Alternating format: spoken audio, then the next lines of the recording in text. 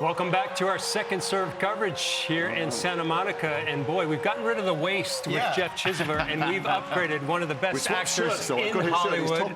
There he is. We are honored and thrilled to have Jason Isaacs here in studio. Huge tennis fan. Massive. We can't wait to hear you break it all down for us. Well, it's just, you should know this, that my only professional ambition left is to commentate on tennis. So this is dipping my toe. I might never leave the studio. You'd have to call security. This is all I've ever wanted to do. Jason, it's so great having you. Once you sat down, you were like, wait a second, I think I've used every single racket that's up here. We've got the wood rackets. Yeah. So I come from a family of 4 boys. We're all insanely and unhealthily competitive with each other about anything, frankly, but all ball sports. From Liverpool, so it was football originally. And yeah, we had all those rackets that would warp if you didn't put the frame on them. But I remember when these things came along, it was like space age. That was like suddenly Star Trek, like, oh my God, you know. Yeah, it's amazing. And the rackets now, as they get lighter and lighter and strings change, it's a different game. In fact, I was much better when I was a kid because as the rackets changed, the swing path changed, the whole technique changed. And so I was originally, hitting through the ball, and now everybody's kind of whipping it like that. And I'm trying to, my body's going, what are you doing? You've done something else for 45 years. So now I have no idea what I'm doing. And what role does tennis play in your life currently? We were talking about the White Lotus, which we'll obviously get into, but you said you were playing some there in Thailand. Oh, I played every day in Thailand. I could. Yeah. It was. What is 100 degrees in modern money? Like 45 something? Yeah, it was probably hot. It was like a sauna. And you had to put, I had to put gymnastic chalk on my hands, and I wore a 1970s headband because the sweat's pouring off. But before you start, you're in a puddle immediately. Yeah. And then I take my fingers up, which, by the way, is so fantastic. My Russian tennis coach out there, Kate, I persuaded her to do it one day for fun, and now she wrote to me, she said she does it every day. I want to do it here in the West. It's just, if you do it, people's expectations are you're going to be better than I am. So, but I tell you, everybody watching at home, try taping your fingers. It's magic. You look like Rafa, so they expect you to play like Rafa. Yeah, I did. So I went 2 weeks ago, maybe the highlight of my life after having my children, what they'll be watching this, is I went to Rafa's Academy in Monaco. I saw a picture of that. That looked amazing. And I played there for a week, and Rafa came. He didn't play with me. I said, will he hit something? And he was afraid. He was scared. He was a little bit scared. He saw your fingers taped. He took his shoe and sock off and showed me the thing on his, he's been dealing with it since he was 19 or something. Yeah. It's like an extra foot. Yeah. It's unbelievable how he ever played it. He must have been playing through such pain. There you are. There it is. There you are. There you use the And you got the one-hander? I was playing 6 hours a day. That's me after 6 hours. You were playing 6 hours a day? Yeah. No way. That's so good. Like the forehand. So was it kind of 3 on, little lunch break, and then 3 on again? I do 2 hours in the morning with a coach. Every different coach wanted to play with me. So one day there's a big guy saying, you need more spin. Next guy saying, hit through it. Someone going, hit it harder, hit it softer, rotate more, be open. Nice. But he was... I tell you what was really great about him. He's my Was hero. he as rude as he normally is? He was unguarded, so he wasn't being, circumspect with me in case I told stories, which I would never do out of school. He told me the stuff that you would say in the locker room, which I appreciate a lot. But what I've loved about Rafa, since I first started loving tennis and I understood it at all, is not how he played. His game is special and interesting, and he was happy to talk to me about his game as well. But how he was, his grace when he won and lost, the humility that he gets, I think, from his family. I met his dad and his sister, and obviously Uncle Tony's there. The thing I remember, maybe the greatest sporting behaviour I've ever seen in my life is when he lost the Australian Open to Stan Wawrinka. And he had the medic on, he had a thigh injury, in the semi as well. And clearly he couldn't make the last set, he was hobbling through it. And in the press conference, because I'm that sad, I watched the press conference as well. In the press conference, they said it must have been annoying that, your thigh stopped you, you couldn't really, he went, what are you talking about? They said, well, you've got a bad leg. You call the doctor on it. No, I'm fully fit. That was nothing. That was a tweak. Stan beat me today. He's a Grand Slam champion. He deserved it. And that is why sporting champions deserve money, not the ones who go, my serve was off, I couldn't quite find my game today. He gave it to Stan because and I thought there's some beauty in that. Beauty in his game on and off the court. People may, you just wrapped up season 3 of White Lotus where you had a slightly different accent, so people are probably watching, wait, he's British. But obviously British tennis has been fantastic lately, obviously with Andy Murray. Emma just won, but how about thank God. Nice Jack Draper as well, now 5 in the world? So we're watching Runa. I went to the UTS final, Patrick Murtuglu's interesting take on the sport, which is bringing a lot of young people in. It was a big rock and roll concert, essentially. But it's still a big prize money, and I don't know if have you watched any of those games? Oh, which one did you go to? Which city was it? 2 years ago in London. 2 years ago in London. They don't have one serve, so all the rallies are long and grueling. And it was the first time I'd seen Jack live. I'd seen him on TV a lot, obviously. And he really impressed me. He's something. And he beat Holger. And Holger was, he's fast and he's fit. I'm curious about, the insights. I don't travel with it, and I'm not privy to all of the inside gossip. What's going on with Rinner's coaching? Patrick was in, Patrick was out, someone else in, someone else is out. Yeah, it's a great question. We were just saying he needs a little more consistency. But is it him? Does his personality get in the way? I think it feels like he and his family and his attitude might be part of the problem. Yeah, I've played doubles with Holger quite a few times, and Lars started him out in tennis, Lars Christensen, and then they were together, and that took Holger to 4 in the world. And then once he got there, his mom stepped in a little bit, and they wanted a change, so he went to Patrick, and then he went to Kenneth Carlson. So he's had a couple other coaches, and now they realize, like, hey, let's go back to your winning ways, right? And so it's a little bit of Holger, but it's more the family that kind of gets involved there. And How involved is the mom? Very. So here's the thing that I find. I watch tennis. I'm a big fan of the Tennis Channel. I'm not on commission, not getting paid, but I watch it, and I watch tennis across all the channels, wherever I am in the world. And it's trouble when I'm filming, and it's Australia is in the middle of the night, so I watch all the games. But the thing that's always bothered me about tennis commentary is people are embedded. You know them, you know the players, you know the coaches, you know the family. So you're not going to say the stuff that would be uncomfortable if you saw them face to face. It doesn't happen when you're commentating on soccer or football because people don't know the players. So no one says, this person's difficult, this person makes people angry, this person's unpopular in the dressing room, because you're going to see them the next day on a plane. Yeah. He seems like he's slightly troubled, Holger. Just like Nick was curious and very, very troubled for a long time. Like maybe Stefanos shouldn't be trained by his dad. And these are the things, as a fan, I'm so interested in the psychology of the game, what's going on in the players' heads, because that's what really separates the great from the good, from the maybes. It's always between the ears, isn't it? It's not the shots. Well, I was fascinated to hear your interview you had with Steve Weissman here on the desk when you called in. Right. When you talk so much about being present, being in the moment, they know as former players, like that's the key to tennis, right? Trying to stay in the moment. You mentioned it as an actor. That's the only time that you stay in the moment. Is that part of the parallel for you between acting and tennis? It is, I think. I mean, when I play tennis, my head is full of the same nonsense everyone else's head is full of. Maybe fuller, maybe it bounces around more. I'm a news junkie, and the news isn't that great at the moment anywhere in the world. But when I'm somebody else in front of a camera or on a stage, I have fully to have their thoughts in my head. And they fully occupy me. And when I'm on a court, if it's going good, if it's going well, you can't think about the last point. You can't think about the next. But if you double fault, you can't. If you move to the other side and think I mustn't double fault again, just go home. Because you have to think, I'm going for the corner, I'm going to get this in. And in fact, I was hitting in San Francisco a couple of years ago with a player who had been up in the hundreds, in the tour in recent years. And I said, so what era you played? He goes, yeah, I've played Djokovic, I played all the great three, I played Nadal and Andy and stuff. And I said, answer me something. The season is like 48 weeks of the year. It's insane. There's no other sport that plays that all year. It's stupid, And then the people play exhibitions for cash in between. And yet, even when Tiger Woods was the great god of golf, no one's ever touched what he did. He didn't make the Final Four or the Final Two. How is it these three men, and sometimes Andy, are in every final of every tournament? He said, well, they don't have the best shots. There are people with better serves. There are people with better stats on everything, on the forehands, and people with better volleys. He goes, but on a wet Wednesday morning in Stuttgart with 8 people in the crowd, every point they can focus on like Zen masters. They can focus on it like it's match point.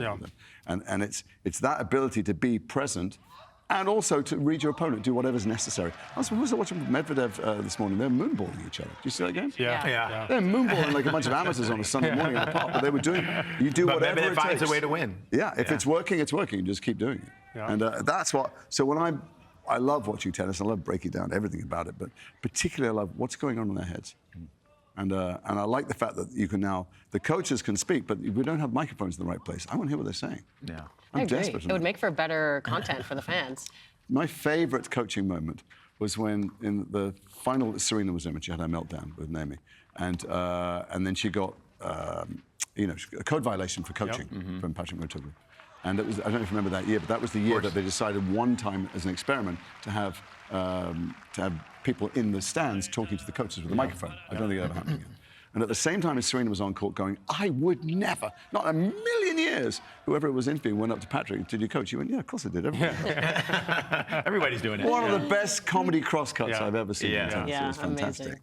So you seem so into tennis. I want to know where this obsession with it started. You seem so knowledgeable. You watch all the matches. How did this start? I love it. I feel like tennis is one of those sports like boxing that people don't understand. They think it's a physical game. I mean, also think it's a game about arms. It's a game about legs. But there's two distinct parts to it. There's the chess part. What is the strategy? What am I going to do? What do I do well, and what do they not do well? And how can I break their spirit? It's a cruel sport. You're trying to destroy someone else's confidence. And then there's executing it. as well. And so there's two entirely separate parts to appreciate. And why do I like it? I don't know. Sometimes you just love something. I mean, I grew up in Liverpool with three brothers.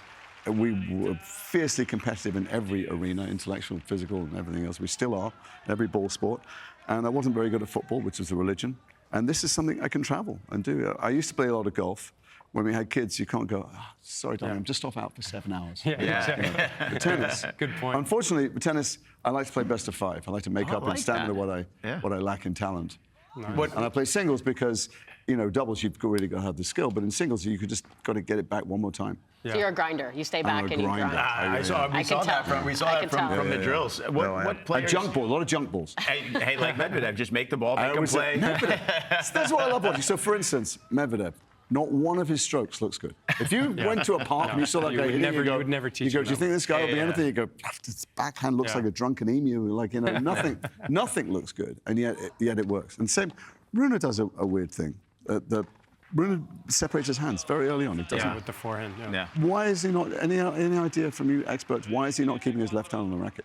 I mean, because there's more room to wobble back. I agree with you. I think Lars, that's how he taught him, and so now it's hard to kind of change that from a young age. That's what he did, and so that's kind of why he does that. But when you're watching tennis now, who do you admire the most from past or present? Is there anyone on the men's or women's side that you're like, you know what, that's who I admire and really like I their go game? to as many tournaments as I possibly can. I was at the French, last year I was in Thailand, but the year before I was there, and I hadn't seen Sabalenka close up. She destroys the ball. Yeah. I mean, she knocks the skin off the thing. She's hitting it harder than most of the men. You know, I was interested to hear people saying, I was listening to Andy Roddick on the podcast, the Tennis Channel podcast, talking about how she's a shoo-in for everything, and clay may be her best surface. And I was thinking, she hits the ball flat. She hits it very flat. It's an odd thing to, I mean... She gets a little bit more spin on the forehand. Hits the backhand really flat. But she belts that thing. So I admire her. It's nice watching Jack come up. So everybody was worried what was going to happen when Roger and Novak and Rafa left the field. Would there be anything like it? And I've been watching Alcaraz since he was 16. And there's a thing that happens when you play tennis in front of a crowd. You can either do what Sinner and Djokovic do, which you can play the high percentage shots and you win. You win all the time. It's, you know, it's very data-driven now. Everyone's got those iPads and, you know... and then you could do the opposite end of the scale is what Nick Kyrgios did, which is the ball would come over and he'd think, what's the lowest percentage shot I can play? Or what's a shot I can play that shows the audience, I don't give a shit, frankly. You know, I don't care if I win or lose. Alcaraz, some part of him knows he's an entertainer as well. He could win more if he just played. He enjoys entertaining. He doesn't go to the stupid end of it and risk losing matches. But he loves having fun. He loves playing the risky shot. He loves entertaining the crowd. And that, you feel it in the arena. You feel the joy and the relish of it. I remember saying when I was on it last time... He falls more on the side of like a Monfils, somebody who loves to entertain. Gael's another person I've been close up watching him on the outside courts at Wimbledon, I think, a couple of years ago. Just having such a good time and loving, actually feeding off the energy of the crowd. When I hit with Stefanos a few years ago at an exhibition match, and I had a chat with him, and I was going, you're too serious. You get too angry. And he was like, oh, yeah, I know. Behind his dad was going, tell him more. Because there's only one player I've ever seen do better when he got angry, was McEnroe. I saw when I was a teenager play. Like, he definitely got better by being angry. Everybody else gets worse. I used to watch Andy play. He'd come into the arena. Everybody loves him. He's English. He's Scottish. I'm so sorry to watch this. Scottish. He's British. And the whole crowd wants him to do well. They want him to beat whoever he's playing. And he'd be so annoyed at himself, and he'd scream at the box, and he would suck the atmosphere and the positivity out of it. And I don't know what Lendl said to him privately, but I think he said, any of that crap and I'm out the box. You start shouting at me and I'm leaving. And he started to bottle it up and use it to play better, his frustration. Instead of letting all the energy go, let all the air go, he used it as fuel. And he started to play better and better and better. And that's what, so I love watching Alcaraz for that reason, because he just brings, even when he loses the point. It's amazing how well you actually understand the game. We sit up here and pontificate about emotions and all these things, and you're seeing it. You're not just seeing it from a tennis point of view. You're seeing it from a mental, which is fascinating. I have a godson who's training with Juan Carlos Ferreira in Vienna right now, at Alcaraz's training place. He's 12 years old. Every time he goes on court, he has his coach and a psychologist. And I think the physio is there a lot. Every single time they're on court, because what's between your ears is as important as anything else. And you know, Novak's been losing and losing and losing. You know, I don't know why people think he's the favourite going into France, because everybody thinks they can beat him now. From your perspective, what do you think's going on with Novak? I know you've been watching a lot of tennis. He's 37, 38 years old. There are 21-year-olds who are as good as him, and they're 17 years younger. Yeah. And he knows it, and everybody knows it. Well, we got something special here. Obviously, we're huge White Lotus fans. What do we have? What do we have? I didn't know about this. The control room has some questions.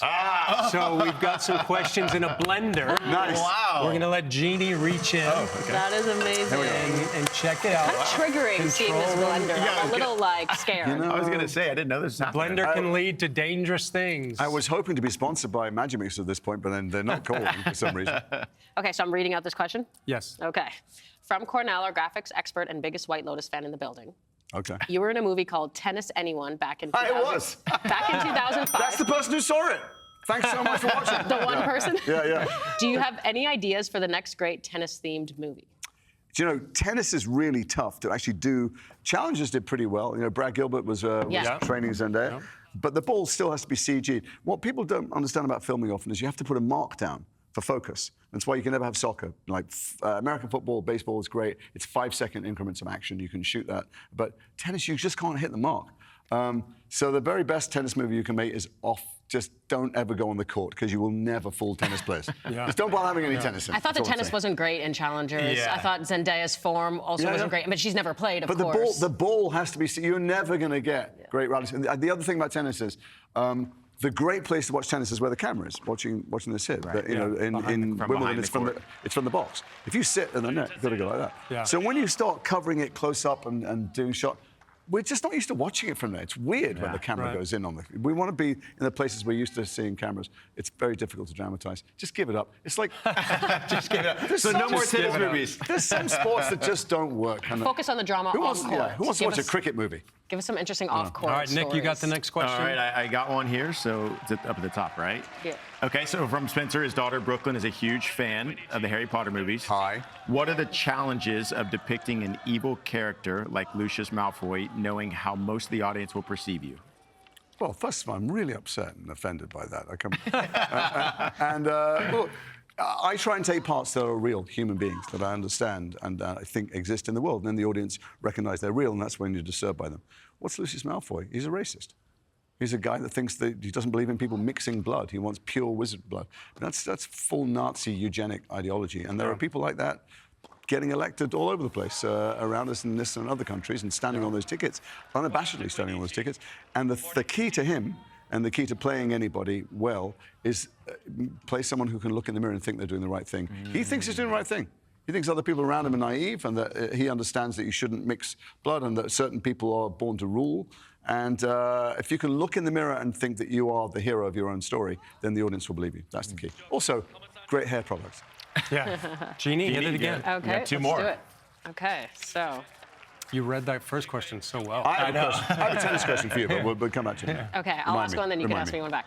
From Mike, the producer, you are a master of many dialects. Have you ever used one of your accents to help you in an everyday life situation? Oh, geez, yeah. No, so the reason I can do accents is that I'm from Liverpool originally. Which I don't know if you know anyone in Liverpool. I talked like that till I was 11 years old, and my family talked like I had relatives who talked much thicker than that, you know. So then we moved to London, and all the kids at school made fun of me.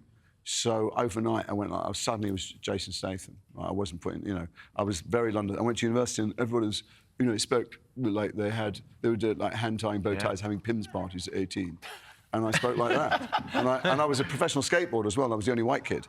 And so I'm pretty sure I had an accent that, thank God, there's no tape of that around anymore, you know. And so I've always done that thing of trying to blend into whoever I was, just so I didn't stick out or so I didn't get beaten up. Yeah. I was going to ask you how long it took to get that Durham, North Carolina accent. I went to University of North Carolina, so I was a little upset you were Duke Blue Devil in the White Lotus, but being a Tar Heel. But how long did it take for you to get that? You did it right in the basketball, didn't you? Yeah. How long did it take for you to get the Durham, North Carolina accent Well, I down? shot The Patriot in Carolina, and I'm just a sponge for accents. I'm always taping them and listening to them. And I'd known some people from Durham, and also I had a brilliant dialect coach, Liz Hummelstein, before we went out to Thailand.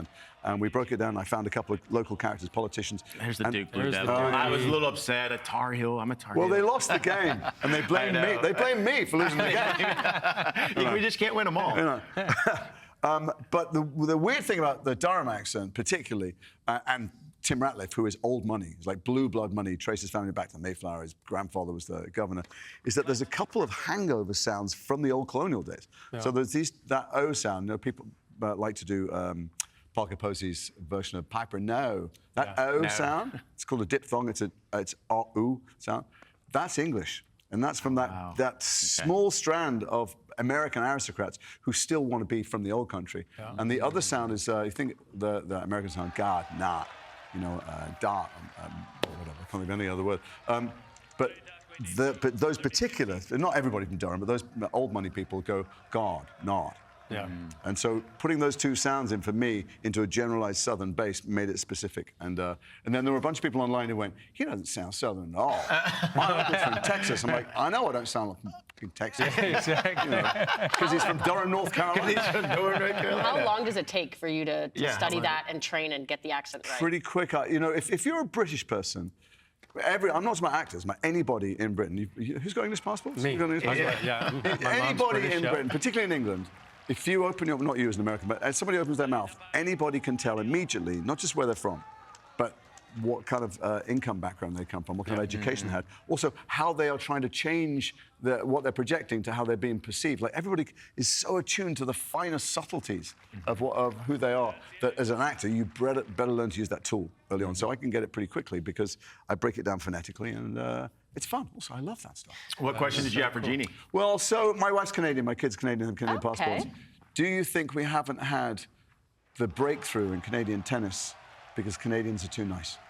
Oh. You're a brilliant tennis player. I saw you play live a couple of times. You're a fabulous tennis player. Thank you. But in the end, tennis is a cruel sport. It is. You have to really want to destroy people. I was playing in Toronto in one of that great club down by the lake, which is open till midnight. And one of the players there was one of the people who coach sometimes there and play there, was playing Serena in the opening round of, I guess it was the US Open that year, and got beaten 1-1.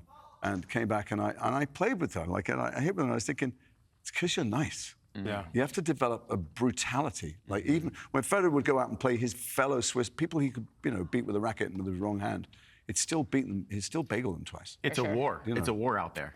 I would say, well, is your wife nice? Canadians are nice. They're just nicer. They're just nicer than any other people. I don't fully agree with that. I think you can find, all types of people in Canada. But you have to have that internal aggression, and I agree with that. I think I have that. The key is to be able to switch it on and off. You want to be a nice person off the court, but then kind of turn into your alter ego on the court. But we've been having some badass tennis players. Yeah. Sure. Oh, not people get to almost. I'm just saying there hasn't been a number one who's consistently there because you have to want to make people suffer and be unhappy. You do. Yeah. I think the infrastructure needs to get better. It has gotten better, and that's why we have a lot of these youngsters coming up because we have national centers that have improved. But we need better coaching. We need, we can't play outside most of the year. I know. I was going to say the weather's a very huge factor. difficult. It's biblical there. Yes, exactly. Hockey's obviously the #1 sport by far. Although tennis now, with recent success, starting with Milos back in the day, myself, Davis Cup won. Bianca winning the US Open, we have a lot of people getting more interested. And now tennis camps are like full in Canada. So it's getting better. Well, we're thoroughly enjoying our interview here with Jason Isaacs on set. We're going to take a little quick break. Holger Rune just closing out that one. We'll be back with more in a second here on Second Serve.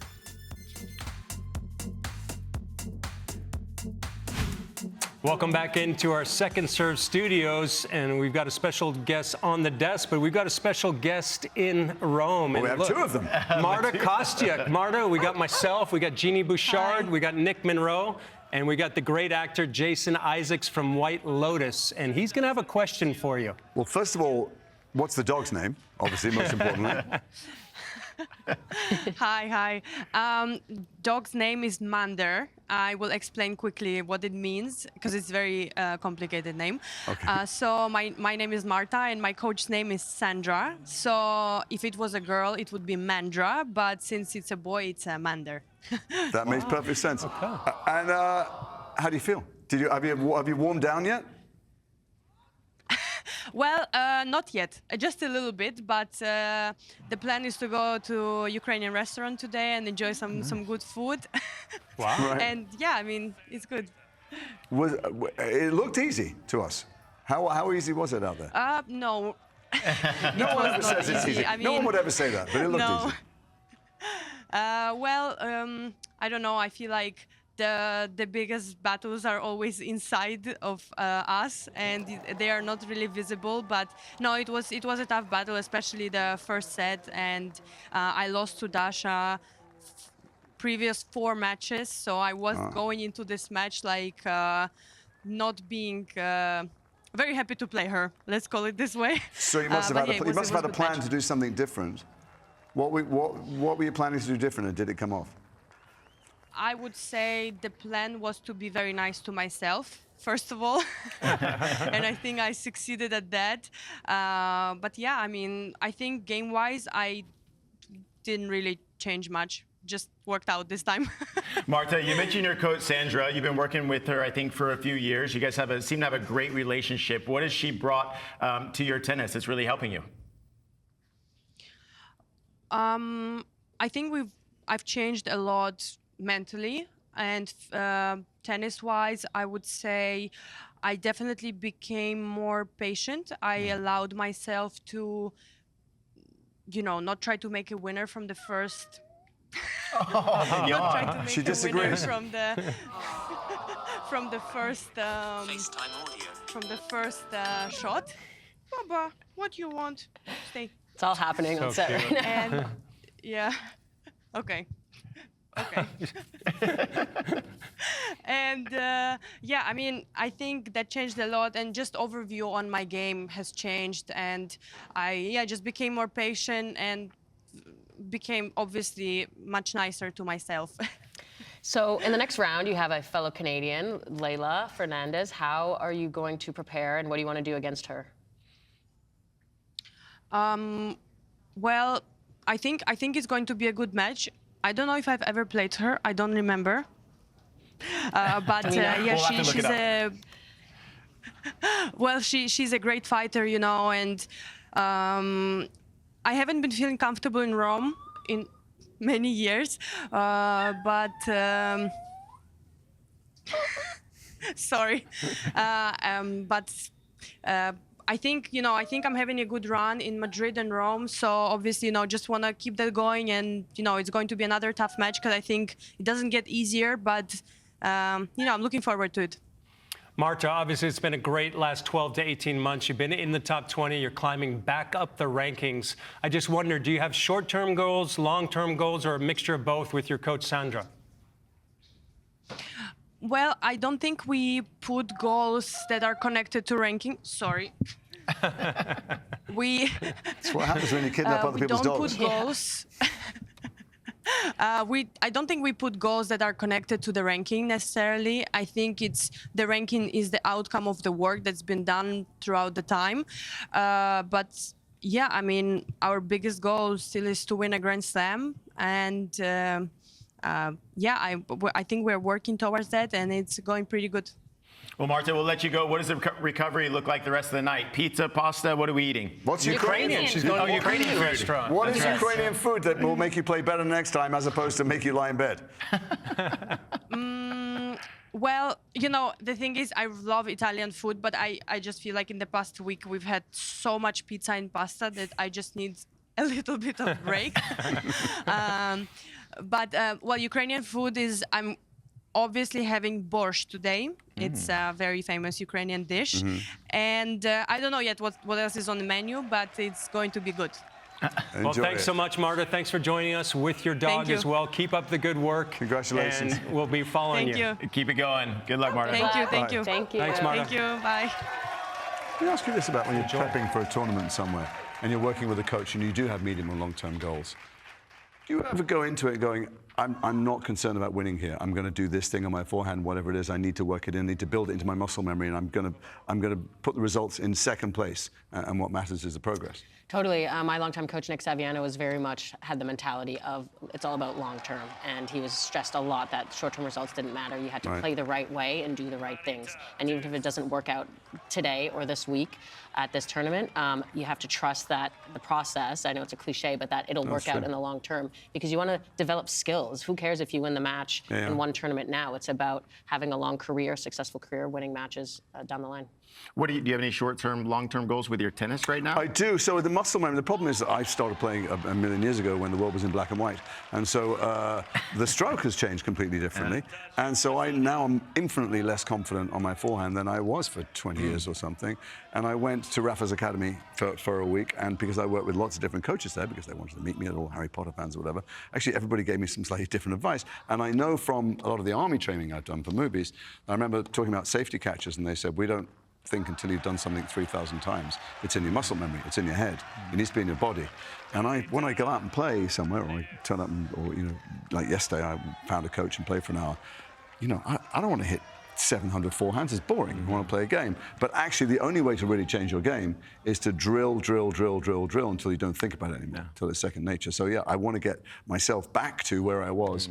When the ball comes over in the right spot, you think, I got this. I can eat these up, as opposed to what the hell's going to happen now. Are you playing the new thing, dingles, where two people on each side play cross court and it's called dingles? You play dingles? No, we might have to get out there with what the hell are you talking about? No. He plays traditional tennis. I'm upset with pickleball and paddle tennis because obviously it's eating up, it's cannibalizing all the tennis clubs over it. But I get why, because people can play once and really enjoy themselves. You can see Holger Rune battled back here, won the second set, opening game of the final set. Komasana has been playing some really good tennis. So those thighs, when you're close up to Holger Rune, he's like a shot putter. What are you thinking? You like the short shorts, the regular shorts, conventional? Where do you fall? I do care about what they wear. I remember thinking that Marty Fish would have played better with longer socks. Yeah. I was wondering, what were those little bubby socks about? Who owned a long? Yeah, he coached Marty Fish for a little while. Yeah, Fish was about the first player to wear those short socks. I love Rafa in his long pants, and stuff. I think the short shorts probably allow you to move better. I do think they move better, but you've got to have those thighs to pull them off. You do. You can't wear them if you don't have those thighs. I met Milos briefly in Canada. He was a giant of I won't say a man, he was a boy, really, when I met him. But they always looked, I felt like he needed a stylist. I always felt like he didn't quite fit him. It was like he was wearing his brother's clothes, and he could surely afford new clothes. Jason's calling it as it is. I love having it on set. We've been talking about that's what tennis is missing. We've been talking about the Asics clothing, and it's pretty short right now on the shorts for De Minaur and those guys with Asics. But we're looking at Roland Garros. Who have you got as a potential champion on the men's and women's side, do you think? I don't know. Well, I love Ruud. I like his work ethic. It reminds me of Ferrer. He goes after everything, and none of the shots are brilliant. But Sinner's number one. He's not been playing. That's a huge assumption people are making. They're watching him in practice. Yeah. How is he the first seed? How is that even possible? I mean, it's points, but I don't know who's going to win it, but I love watching Alcaraz, so I hope he gets through to the end. He's endlessly entertaining. He's the best thing that's happened to the sport forever. And on the women's side, are you leaning Raducanu? I feel like be careful. Mark coaches Jessica Pegula. I think there was a magical that run in 21. It wasn't an accident. She didn't play any top players. I don't know what's happened to her. I think. It's not like she's concentrated. It wasn't, it's not like she's suddenly concentrated on her modelling or endorsement. She's playing and she's training and she's trying, and she hasn't got back to it. And she has a bunch of injuries, but obviously I think she's fabulous. I hope she gets through. I don't know. I think it's hard to bet against Iga, despite the fact she keeps getting beaten. She got beat 1-1 the other day and stuff. But Clay's such a different sport. And what about such Sabalenka? A different game. She hits the ball flat. She's probably most likely to win. I mean, statistically, look at how Iga's been playing and how she's been losing. But you just can't write someone off who's won 5 of the last 6. Yeah. And the ball, she got so much more spin on it. She's so wristy in her game, and it just when it kicks off that clay in France, it bounces right up in the air. It's a different thing to return. Sun is starting to set in Rome. Komasana did win that opening game of the final set. You can continue to watch that match on Tennis Channel, also on the app. We're going to peek over on center court. Oh, wow. This is a match that we did have an eye on. A Canadian. Wow. This is a Canadian right against here. The Canadian, the 18-year-old Mboko. God bless her. And we said this would be tricky, didn't we? I did, yeah. I know she's won so many matches this year that I was like, she's going to be a tough opponent for Coco. And Coco having to deal with finally being the one who's older and who's expected to win. She used to be... She's the veteran. Exactly. Yeah. She's normally in Vicky's spot, or has been for years. And so now dealing with that different pressure. And Vicky, who's coming out with so much confidence, has won 5 challengers this year. Very impressive. She's got to feel great now as well. Think about Coco. What makes a champion? It's exactly this. This is exactly what you need going into the French. You need to be a set down and go, okay, now what do I do? Let me take a look over the other side of the net and see who I'm playing and where I can break it down. I mean, if we look at Madrid as well, Coco in her first round lost the first set 6-love against Jastrzębska, then won 7-5 in the third, then made it to the final, right? I was at Wimbledon. I saw Roger go 2 sets to love down to Benetton on centre court. Yeah. And the whole place is going, what's going on? He just stopped, had a You were breath. calm. took You knew what was going to happen. He didn't waste 1 calorie of energy. He looked like he didn't want to be there because the first time I'd seen him live. And I thought, does he want to be here? And he was saving every ounce of it. And then he just methodically came back and did what, Have you been to all 4 majors? I have, yeah. I have. Do you have a favorite? You have to say Wimbledon, but I'd say Wimbledon because I think I've been offered tickets this year. They all are completely different characters, don't they? Yes. They all feel different, aren't they? It's the crowds that are different. In Australia, they're not shy about being both. In America, no one cares to switch their phone off. It's like they're watching a movie. They don't seem to care that the front. In France, they were more concerned about passing the cheese to each other. There was a lot of food going on when I was there. And in Wimbledon, it's like a cathedral. The sound, I don't like the roof being closed. I like the sound of the strings on the ball. And the grass, it echoes differently off the grass, I think. I like that. We've had a lot of different guests on the show, from Reggie Bush and different players, actors, things like that. I'd like to ask you about mindset. What's your why? What's driven you to be the best that you can be in your field? I don't know, I'm the best. It's not really a competition, acting, because it's all about the other person. This is the misconception, I think, not just amongst the public, sometimes amongst actors too, which is, look at the script. This is the bit where and then fill in the blank. This is a bit where I'm angry. This is a bit where I cry. And it's not. It's never that. You always want something from the other person. You're only as good as the other person. You don't want to beat the other person. So you want the other person to be brilliant and real, and then you're just reacting with them. So now, it's written down, this looks like it's me talking, but what I really want is you guys to nod and think I'm being wise. So the mindset is, the best performances I've ever seen are off camera. The camera's pointing at someone else, and people off camera give extraordinary, rich human performances. You point the camera at someone, including me sometimes, and you go, it's my turn to show off and do things. But it's not. Acting is about human connection. And I think that's why I do it, because I was always very uncomfortable in my own skin. I wasn't quite sure who to be or how to be in any situation. But when I was someone else, I felt I'm on this journey, this relentless curiosity of working out why other people seem to be all right in their life, why other people seem to sit so comfortably inside themselves. So that's what it is. Be curious, be open, be vulnerable. That's what I try to see that, which is the opposite of this. From Love that. To say break point, she Watch has this forehand, Jason. Tell me what you think. She has the weapons to break through Coco. Yeah, that's what you said going into this match. Oh, it's compact. That's a compact swing. That's Break not much point back. down. That's called I think we said she's 31-3 on the year, right? Yeah. That's 31 confidence. and 3. It's That's exactly unreal. that. That's confidence right there. She didn't think, I hope this goes in. She went, I'm hitting that corner. At 30-40. Yeah. She thinks she's got a number now. I sat behind Coco's parents. They're fantastic to watch. They are so vocal. They're louder than, Azarenka in the middle of a rally. The dad gets pretty nervous. The dad, and mum's on her feet, jumping up and down, like they are carrying her with their energy. She's great for the sport, isn't she? Yeah. What do you like about her game, Coco? She's a fighter. She's a warrior. She's like, it's people. This whole, I don't know why women have to wear skirts, by the way. They should be allowed to wear shorts and do whatever they want. They should be allowed to play 5 sets if they want to. We are allowed to wear shorts. Are you? Yeah. And leggings, actually. Yeah. Oh, you were allowed to wear leggings too if you remember wanted to. the whole catsuit issue with Serena? catsuit very well. Right. They now changed it, and we're allowed to. But Although I like the tradition I've got of 2 daughters, and I like seeing them release their whatever energy they're doing. When they're very physical. We climb up things or jump off things, or like. I like to see them just be the very biggest version of themselves they can be. And Coco shows us exactly who she is inside, which I love. Coco gets one of the breaks back, still down 5-3. That match being featured on Tennis Channel. See if the American Coco Gauff can find her way back in that opening set. This is what we have in store for tomorrow. Lots of great matches. Anything stand out here, Jason? Well, everyone's trying to see how Sinner's playing, see whether Taylor Fritz is doing great. It's always fun watching Bublik because he just has fun. That's a fun matchup. Casper Ruud and Bublik, who's playing well. He rarely puts a run together, but he plays some great matches. Lots of American flags Lots there. of American Fritz flags against there. Garon. I think Keys against Stern. Swiatek, there's always a question over her. It's early in the clay. Well, it's not early in the clay. It's clay, but she's just not playing that great.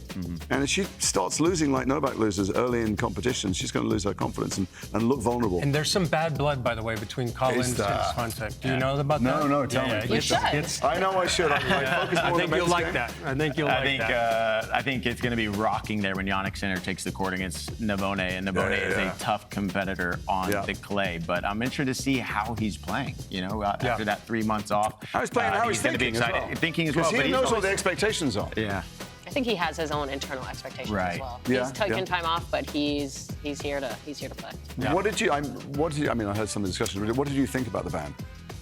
About the strategic ban where he doesn't miss a major and stuff. Do you think it was favoritism to number one in the I sport? don't think so. I mean, I think it's been tough because we've had so many different rulings with other players, and it hasn't been consistent. No. I think the players just want consistency, and unfortunately, we haven't had consistency. Yeah, I think it's about also just the lack of communication from last year when it really happened. We only found out months later, and I think a lot of players had issue with that because often it comes out right away. And so I think it's just important to have clarity. That makes it look suspiciously Exactly. like favors are being done. Why are we hiding it for 4 months? Like, we need that just transparency from the authorities.